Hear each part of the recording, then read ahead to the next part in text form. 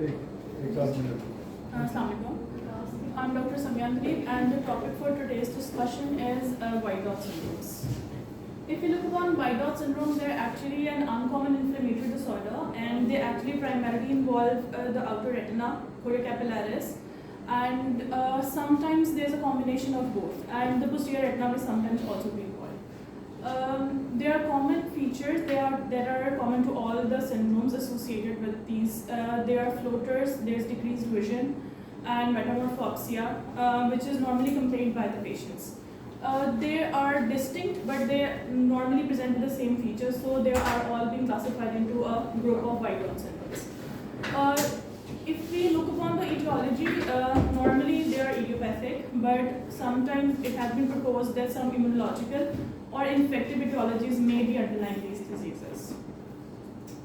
There's a very long list which are being categorized in the white dot syndromes. The most commonly involved are acute posterior multifocal placoid pigment epitheliopathy. There's birdshot chorioretinopathy. There's multiple evanescent white dot syndromes, acute zonal occult outer retinopathy, multifocal choroiditis and panuveitis, serpiginous choroiditis, punctate inner choroiditis, relentless placoid chorioretinitis, persistent placoid maculopathy, acute macular neuroretinopathy, Krill's disease, and frosted bronchitis.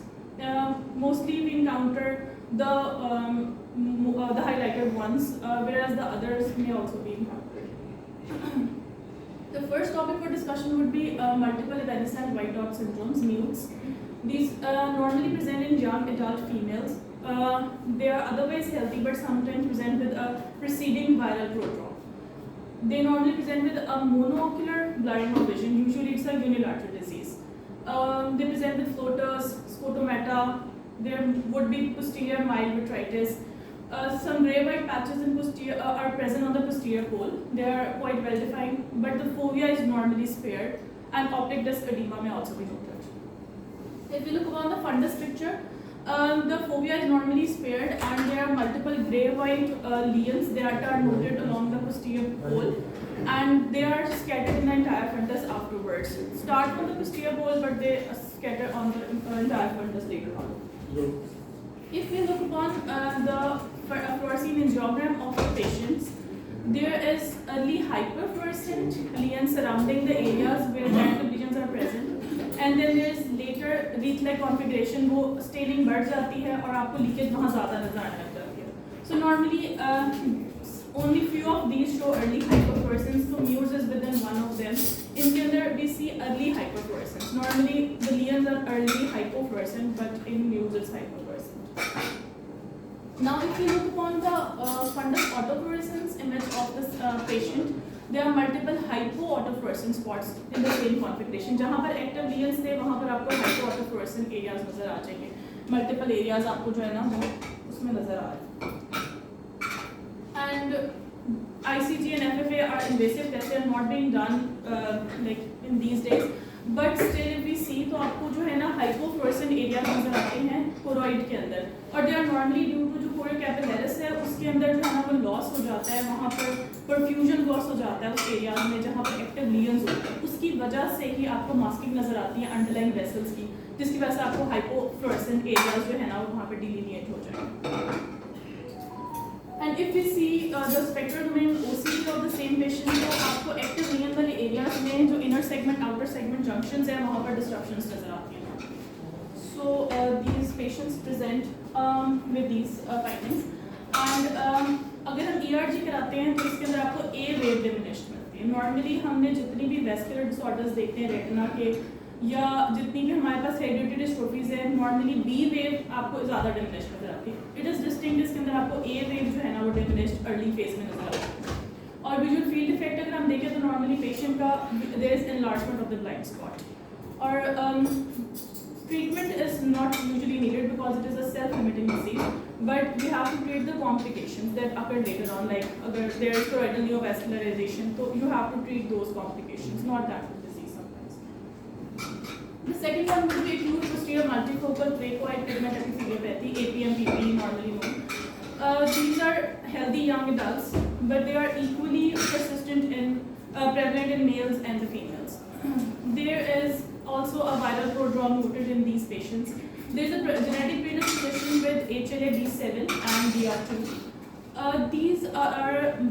These type of white dot syndromes are usually associated with systemic diseases like polyarteritis nodosa, erythema nodosum.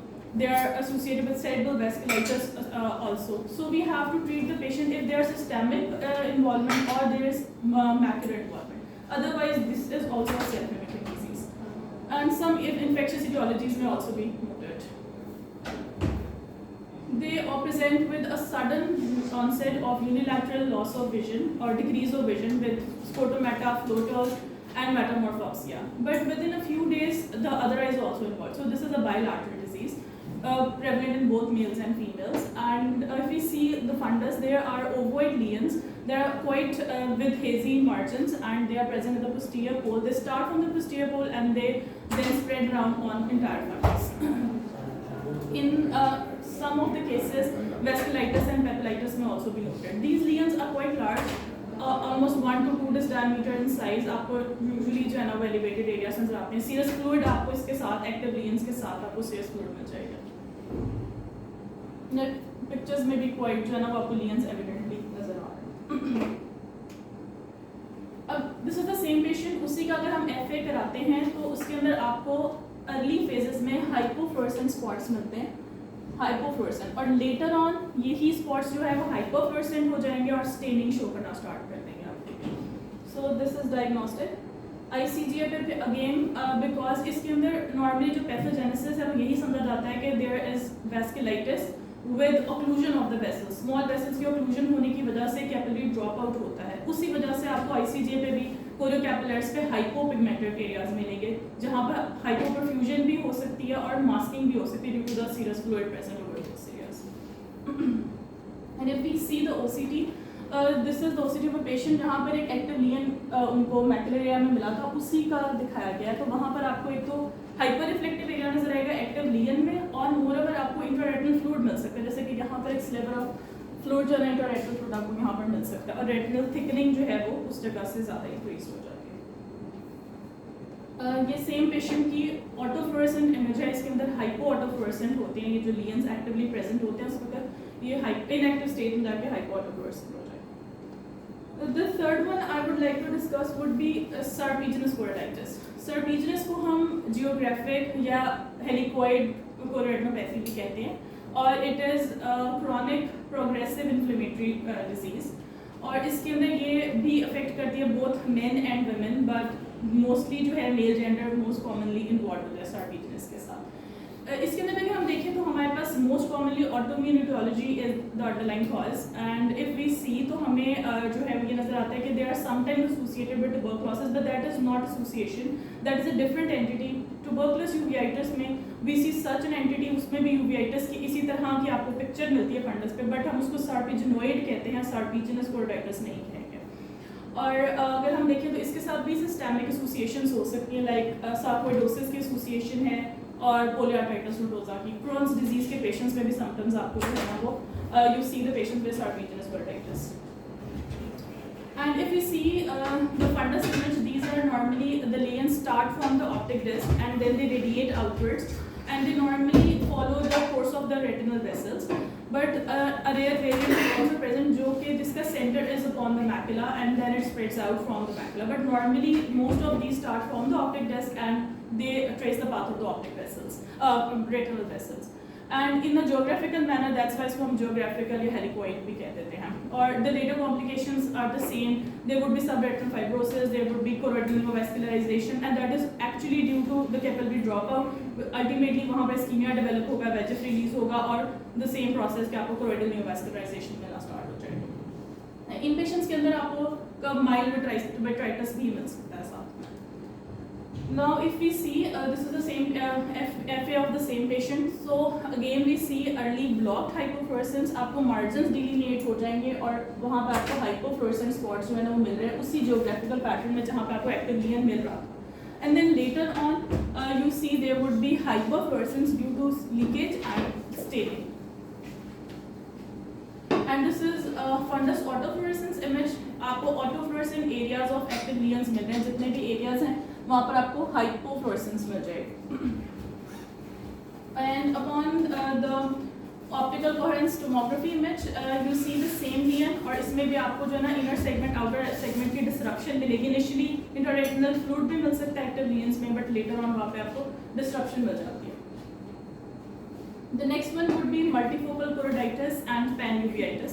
This is an entity which includes a lot of white dot syndromes. There would be multifocal choroiditis, there would be punctator choroidopathy, subretinal fibrosis.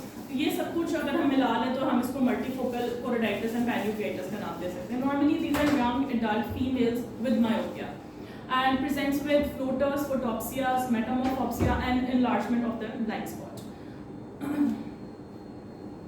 If we see the active lesions, they are well defined, ovoid, cream colored, posterior pole पे and even in the periphery. And when the lesions become inactive, so they are sharply delineated with a pigmented halo around them.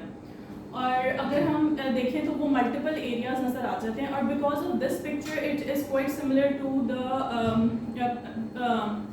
POHS. That is why हम इसको pseudo POHS भी कह सकते हैं, जो presumed ocular histoplasmosis syndrome के साथ जो है ना वो इसकी clinical picture काफ़ी similar है, but the course of the disease and the history is not proceeding with that. And if we see the complications, they are the same. There would be cataract, there would be macular edema, there would be epiretinal membrane formation and choroidal neovascularization. Now, if you see the fluorescein imaging, इसमें भी आपको वही early fluorescence मिल रही है, तो hypofluorescent spots होंगे, और later उन्हीं images के अंदर हम देखें तो उन्हीं areas में हमें वहाँ पर hyperfluorescence मिल जाती है. So this shows कि ये active lesions हैं और ये leak कर रहे हैं at the time of the imaging. And in the autofluorescent images आपको multiple hypofluorescent spots मिलते हैं corresponding to the same lesions. And if we see the OCT, this is OCT of a patient जो पहले initially disease active disease हमारे पास present किया है. The areas जहाँ पर active lesions थे वहाँ पर आपको जो है ना disruption of the outer segment inner segment junction मिल रहा है. ये arrowhead से जो है ना वो उसको show किया गया है. और later on उसी patient को treat करने के बाद वो हमें lesions resolved मिल रहे हैं. To some extent वहाँ पर आपको scarring या फिर fibrosis तो मिल सकता है, but activity of the lesion जो है ना वो अब तक काफ़ी decrease हो चुकी है. So fluid जो है ना वो भी खत्म हो गया. The next one would be birdshot chorioretinopathy. It is also known as retinochoroidopathy or vertiginous chorioretinopathy, and they normally present with middle-aged women, and there is association in HLA-A29. And if we see, almost 97% patients are positive with HLA-A29. So if a patient is not